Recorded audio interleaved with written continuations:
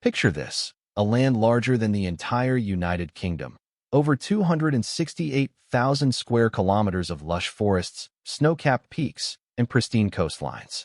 Yet in this paradise, you could wander for days, even weeks, without seeing another human soul. Welcome to New Zealand, where 5.3 million people are crammed into just 20% of the land, leaving the rest astonishingly, almost unnervingly, empty.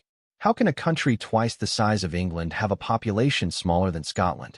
Why does Auckland feel like a bustling metropolis while the South Island's vast wilderness whispers with solitude?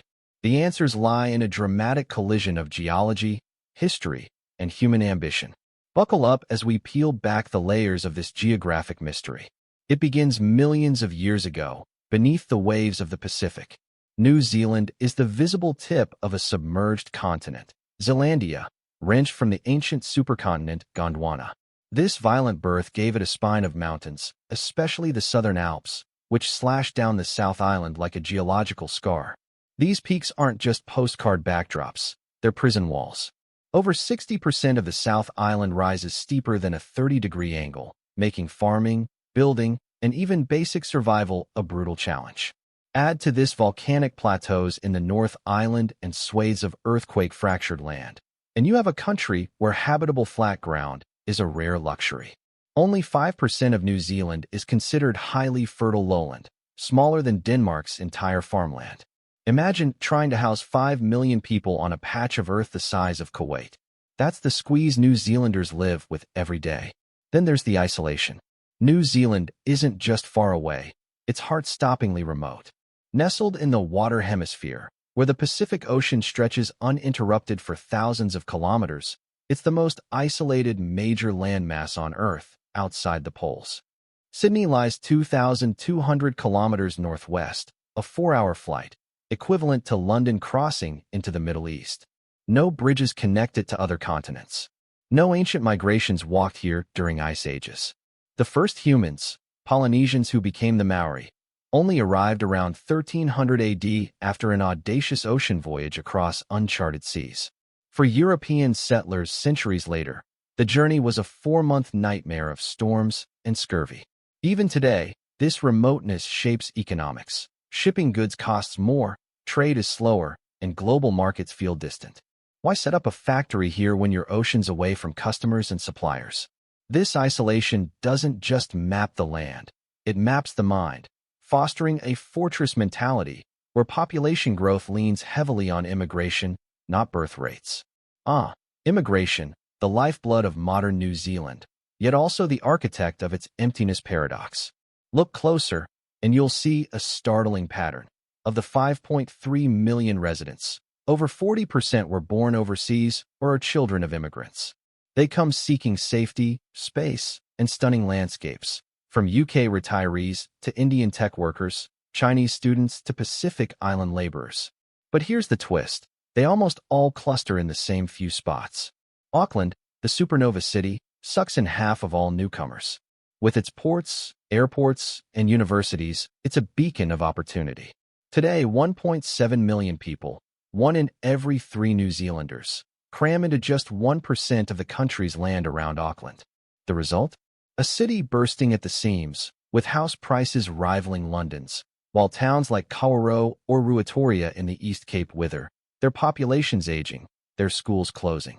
Urbanization isn't just a trend here, it's a tidal wave. 87% of Kiwis now live in cities or towns, abandoning rural heartlands to the wind. So while Auckland sprawls, swallowing farmland into suburbs, villages on the South Island's west coast post for sale signs on empty homes. Don't be fooled by the emptiness, though. That void 80%, it's working harder than most cities. New Zealand built its wealth not on factories or mines, but on grass. Yes, grass. With year-round rain and temperate climates, this is paradise for grazing animals. Sheep outnumber people 6-1.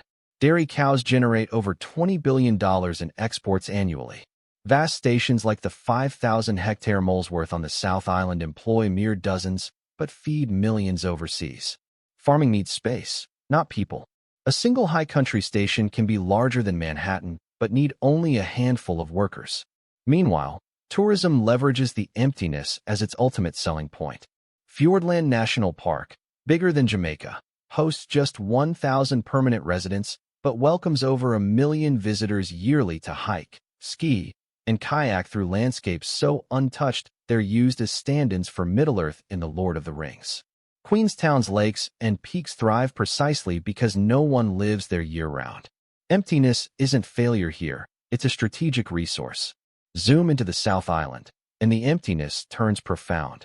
While the North Island cradles 77% of the population, the South, larger and more mountainous, holds just 23%.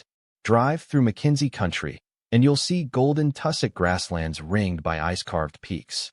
It's breathtaking, yet the density drops to 1 person per 10 square kilometers. Why? The Southern Alps act as a 500-kilometer-long fortress. West of this divide, rainfall drenches rainforests with 8 meters of water a year, too sodden for crops. East lies a rain-shadowed desert where farmers battle droughts. Glaciers grind valleys into impassable trenches. Even where towns cling on, like Haast or Karamea, a single landslide can cut them off for weeks. No highways pierce the interior. Roads snake along coasts like cautious explorers.